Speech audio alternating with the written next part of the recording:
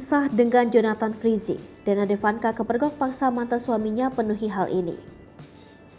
Setelah resmi cerai dan saling lempar sindiran, rupanya Dena Devanka dan Jonathan Frizzy masih saling berhubungan. Bahkan, Dena Devanka selalu paksa Jonathan untuk melakukan hal yang menjadi tanggung jawabnya. Rupanya, Dena Devanka dan Ijong pun masih berada di dalam grup WhatsApp yang sama. Yang mana, grup WhatsApp itu hanya berisi Dena Devanka dan Ijong saja. Namun rupanya Dena Devanka selalu memaksa hal ini kepada mantan suaminya Jonathan Frizzy. Diakui oleh Dena, ia terpaksa melakukan hal tersebut demi anak-anaknya. Lebih lanjut, Dena Devanka dan Ijong juga kerap terlihat bersama saat menemani anak-anak bermain. Ijong juga masih harus bertanggung jawab untuk biaya sekolah anaknya. Sebelumnya diketahui perpisahan antara Ijong dan Dena Devanka diketahui dipenuhi dengan berbagai konflik.